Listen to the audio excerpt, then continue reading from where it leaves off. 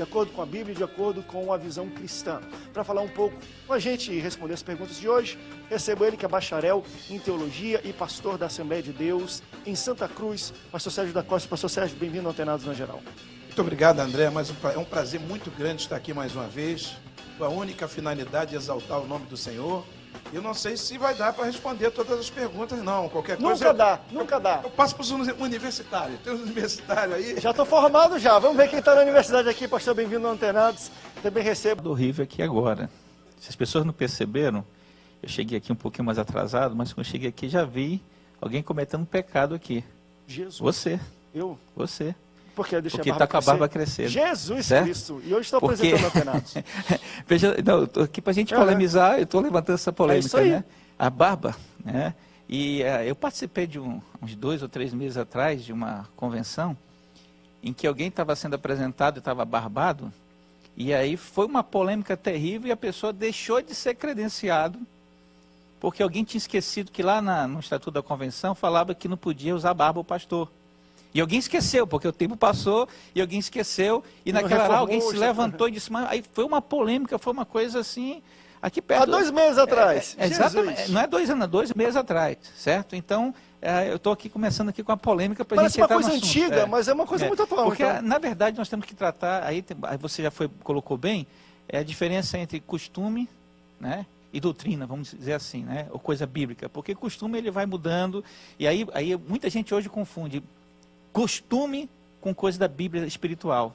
Aí tem essa confusão danada que a gente está falando aqui, e aí vamos ter uma encrenca danada sobre isso. Né? Mas também, agora, já mudou muita coisa, porque já encontramos pastores com barba, sem problema algum. E outra coisa até também, apresentadores. O pecado ele se divide em 2 partes, né? Pecado para a morte e pecado que não é para a morte. Então existe pecadinho e pecadão. Não, existe pecado que não é para a morte. Por exemplo, glutonaria. Glutonaria é pecado. Alguém exclui alguma pessoa gorda na sua igreja que come muito? Não. Não dar dízimo é pecado. Alguém exclui uma pessoa porque não deu o dízimo? Forte. Não. Entendeu? Porque não, é um pecado que não é para a morte. E o pecado é transgressão da lei de Deus. Crime é transgressão da lei civil. No caso aí o doutor Rubio aqui vai falar bastante a respeito de crime aqui, porque ele é advogado, né? Então, mas o pecado é transgressão da lei de Deus. Mas gostaria muita coisa mas... já mudou. Muita coisa em um país, entendeu? É pecado. Passou por outro país, não é mais pecado, porque a nossa tradição também muda muito. O Islã usa véu, o ósculo santo. Mas deixa eu trazer para cá, que eu achei interessante essa questão geográfica. Vamos entrar um pouco na questão geográfica, porque foi interessante que o pastor falou, olha, em alguns países uma coisa é pecado, outra não é pecado. Estamos falando de errado, é contra os parâmetros sociais, ou é pecado mesmo. Deus encara como pecado. Por exemplo, a gente pode falar atrás, mas existe isso em estatuto de igreja, não pode barba, alguma coisa. Se alguém estiver usando barba, você acha que o pecado é a barba ou é a desobediência ou rebeldia aos parâmetros da igreja? Que é uma coisa para levantar, porque a pessoa, não, porque a Bíblia não diz que é pecado, não sei o quê, e o cara vai contra. Só que existem parâmetros numa igreja, numa liderança, e quando você quebra esses parâmetros, você está pecando. Mas não é o pecado da barba, é o pecado da rebeldia e da desobediência.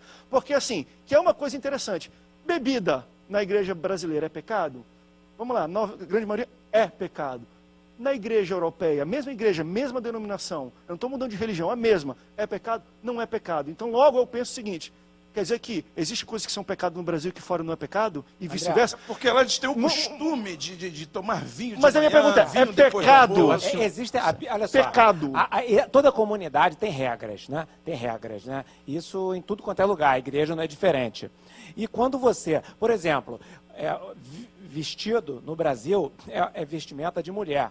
Então, o homem que se veste como mulher, ele está pecando, porque ele está atacando moralmente os princípios cristãos que diz que homem tem que ser homem e mulher tem que ter comportamento de mulher.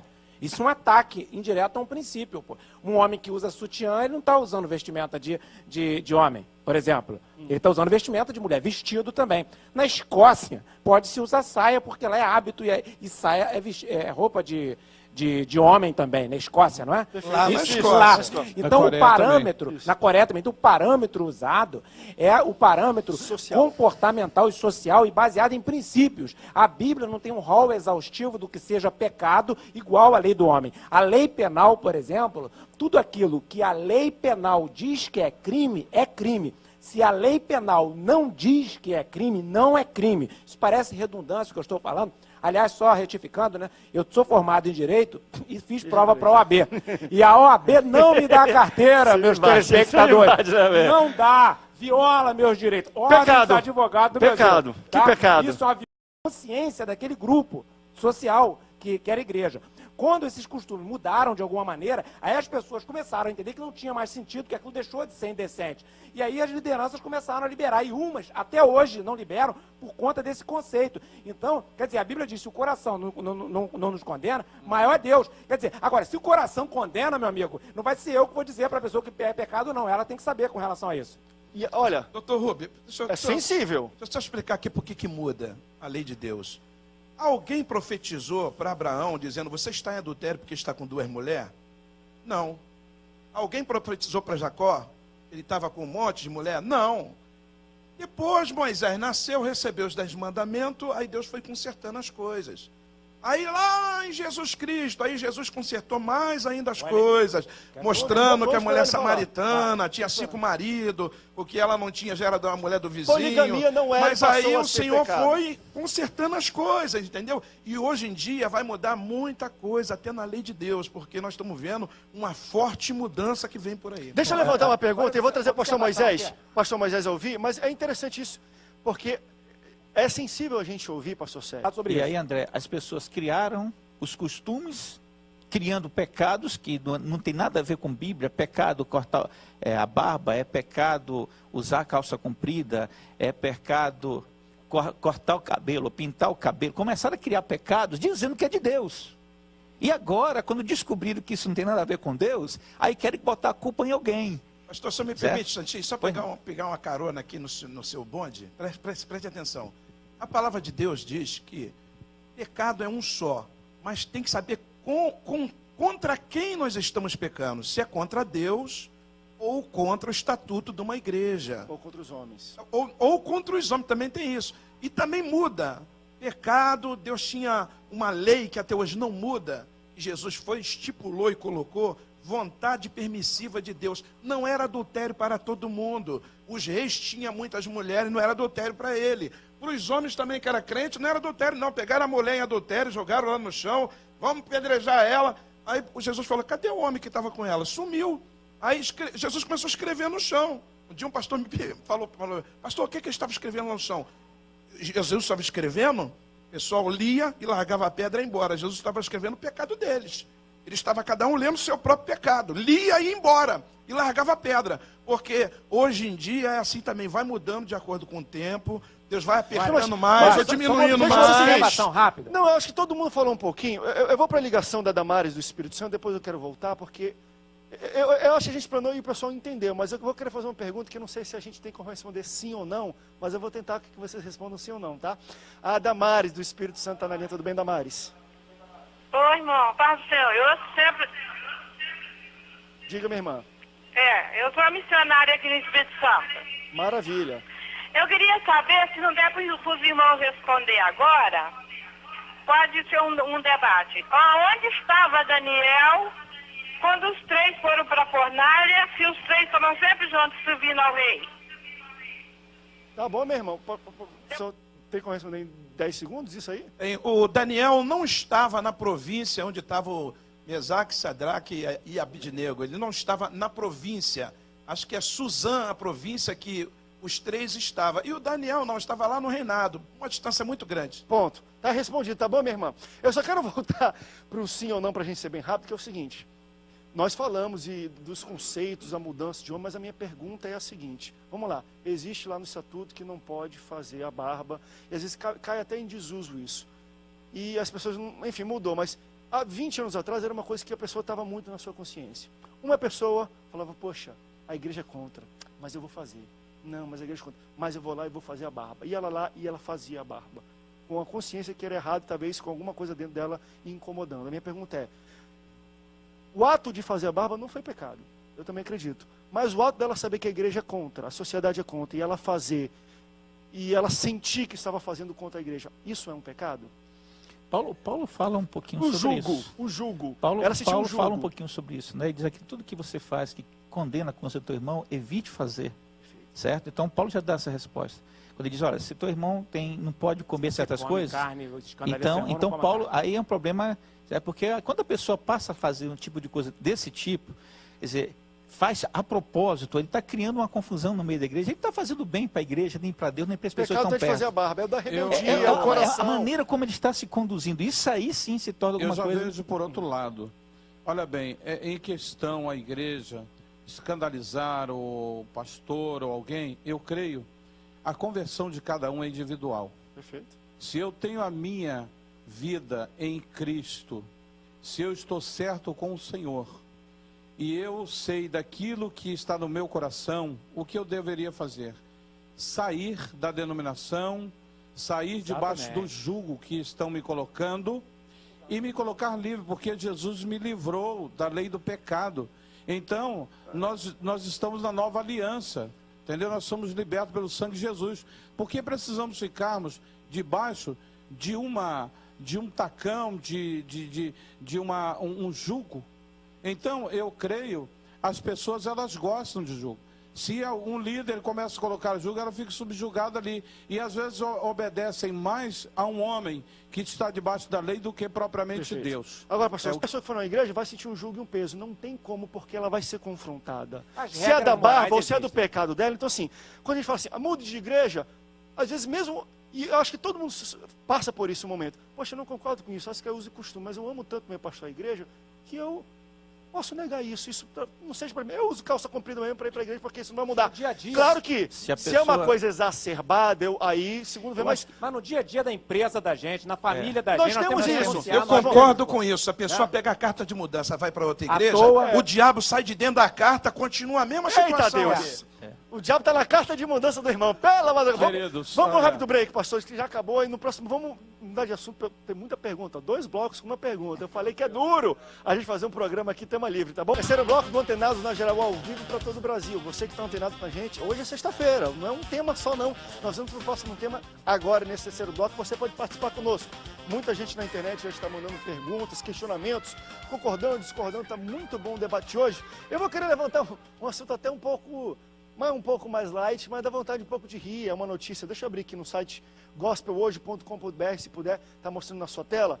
E essa notícia, para quem entrar, está escrito o seguinte: lei reserva vagas de carro para pastor, e quem for estacionar nelas levará multa. Então, se é uma igreja no centro e tudo, perto de uma igreja, estou falando em ruas públicas, tá? E a pessoa estaciona, vai ter um do pastor lá para facilitar a chegada no culto, a acessibilidade. E quem estacionar nelas está passível a levar uma multa, se você não for um pastor. Deixa eu ver onde é que é, eu vou ler aqui durante para a gente. Aqui eu estou falando, promulgou a lei, em Ipatinga, em Minas Gerais. Eu não vou me ater a isso aqui, que eu até ri assim, falei, poxa, pastor, mas o que vocês acham de prerrogativas para pastores?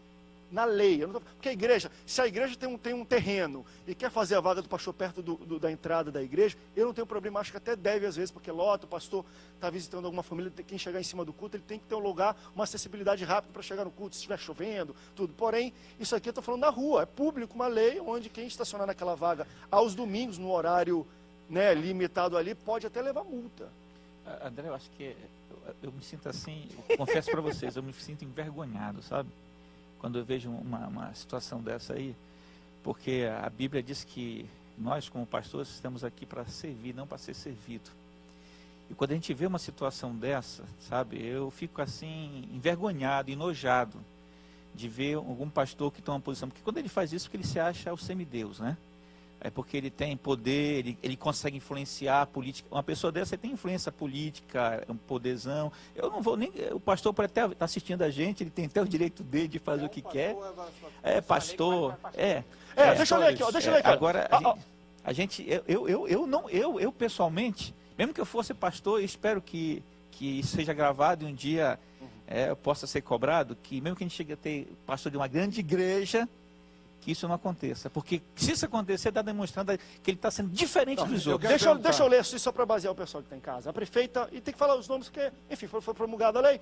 A prefeita de Patinga, Minas Gerais, Cecília Ferramenta, do PT, promulgou a lei, e tal número da lei 3.238, que reserva vagas nas ruas frontais e laterais das igrejas para os pastores estacionarem seus veículos. Aí está aqui, o Werley, conhecido como Lei do Trânsito, presidente da Câmara e autor do projeto, diz que a lei vale para líderes religiosos de todas as crenças. E ali, só para a gente finalizar, a lei disse que a sua lei não prejudicará a população, porque a reserva de vagas só vale das 18 às 22 horas, de segunda a sexta-feira, e das 13 às 22 aos sábados e das 8 às 22 aos domingos. Porém, quem ocupar as vagas dos pastores que não é pastor será multado.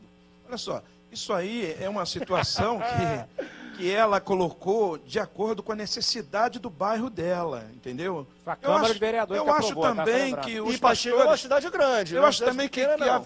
deveria haver também um cuidado para o pastor devia ter, vamos dizer assim, plano de saúde, enfim, desculpa falar uma coisa aqui, eu concordo com o André. senhor, pastor, mas isso André. aqui é aquilo que eu falei, tem um terreno que é da igreja e quer fazer uma vaga ali, eu não discordo. Isso aqui é uma lei pública. Cadê Via pública, o cara vai levar multa. entendi, mas Se nós vamos reclamar da igreja católica... eu entendi, mas somos a um pessoa- país laico, como é que Se vai? você frequentar uma greve entrar dessa nessa aí, e uma igreja onde está diante de um congestionamento e na hora o pastor não pode nem encostar diante da igreja, para a situação dela, daquele local, às vezes é bom. Pastor, entendeu? eu concordo, pastor, mas... O pastor falou A aqui. situação daquela... Eu quero falar nisso. O pastor falou aqui nós viemos para servir. Mas viemos para servir, lógico, eu concordo plenamente. Mas também o pastor ele tem que andar a pé para servir, ele tem que andar de bicicleta, ele tem que colocar o seu carro em qualquer lugar. Se é uma lei que dá direito ao pastor e alguém buscou isso para abençoar um líder, isso não é nada demais. Aí que vem a nosso favor a bênção ao pastor, aí jogamos fora. É por isso que a Igreja Católica, ela tem as suas ONGs, entendeu? Enquanto a Igreja Evangélica, ela não está por dentro dos seus direitos. Que alguém disse que lá em Brasília, Mas no direito de governo vaga, federal, pastor? estadual, existem coisas para investir em drogados, que a igreja pode abraçar isso, mas não fazem projetos para ter esse dinheiro. Então, por isso que os padres, eles têm os seus estacionamentos exclusivos no centro da cidade. Conventos. Os conventos, o Papa, as melhores praças estão lá, as igrejas católicas. Nós vemos também que o Papa veio no Brasil e fez o estardalhaço todo, enquanto os líderes evangélicos têm que olhar como pobrezinho, coitados, que não têm direito. Lógico, Chega num eu tô de local, acordo pastor. E parabenizo esse vereador. Outra coisa também, chega no local para pregar, você abandona o carro na rua, na escuridão, quando volta para pegar o carro, cadê o carro? Mas o membro também, já pastor. era. Então, calma aí, Voltar só rapidinho, seu só carro. para você entender. Coloquei, gente, isso que eu gosto do antenado. Eu gosto disso do antenado. Nós temos 2 pastores a favor. Eu até brinquei, eu pensei que o pastor fosse tanto quanto. Temos 2 pastores a favor. Pastor Moisés é contra, não sei quanto é o pastor Rubens. E é isso. Eu respeito a opinião de vocês. Outra coisa Estou também. colocando para o debate quero isso minha aí. vaga. Peraí, outra coisa também, eu quero a minha. Outra coisa. Mas já pensou, sua filha vai lá, estaciona e pega uma multa? Lá na igreja aí é tem feio o minha vaga. negócio. Se alguém bota na minha vaga, eu mando tirar. Outra coisa mas não também. é público, outra coisa né? É da importante. igreja. Pastor Samuel Câmara, né? porque Ele eu- não tem vaga, não, tá? Não, Só deixar pastor claro isso Samuel aí. Câmara, Ele não tem vaga exclusiva, Ele não. está com uma proposta boa. Tá entendendo? 6 GDB para todos. Um homem popular, lá em Brasília, pelo menos, todo mundo gosta do pastor Samuel. Mas, pastor, ele abraça todo mundo, Sérgio, conversa com todo mundo. Eu acho que na plataforma dele, se colocar vaga preferencial para pastor, não vai passar, não. Eu acho que Olha só. Vamos, pastor Rubens, ali. Mais uma vez, sempre quando a gente fala de evangélicos no Brasil, hoje parece que estamos num tempo um pouco confortável, onde há crescimento, e algumas pessoas dizem que a igreja evangélica às vezes até persegue minorias e povos, só que eu sou totalmente contra. Site Gospel hoje também noticiou isso pra gente. Olha que interessante, guerra mundial contra os cristãos. 11 cristãos são mortos a cada hora por causa da sua fé em Cristo, no mundo. O Antenados na Geral tem 1 hora de duração. 11 cristãos morreram durante o Antenados na Geral porque professaram a sua fé a Cristo. Somos perseguidos sim ainda. Talvez o nosso crescimento esteja ligado a esta perseguição, no mundo inteiro. No Brasil nós somos perseguidos sim. Não em Ipatinga, que dá para estacionar o carro lá perto. Mas a gente não dá. Então, assim, eu queria que a gente comentasse um pouco, porque parece que a gente entra numa zona de conforto, mas o mundo está clamando. Muitas pessoas hoje morrem pelo nome de Jesus. André, quando se tem um confronto, por isso que eu digo a alguns pastores, que eu não vou julgar aqui, tem que sair de trás da mesa para andar pelo meio da rua evangelizando. Eu, por exemplo, evangelizo em lugares muito difíceis, lugares perigosos. Quando se há um confronto com o inimigo que está na vida daquela pessoa, há realmente um perigo de tudo. Você corre risco de vida na hora que prega. A minha esposa, onde eu vou, inclusive ela está ali, né? A minha esposa, ela sabe, quando a gente vai pregar na comunidade do Antares, né? Eu beijo a minha esposa, porque eu não sei se é o último beijo que eu vou dar.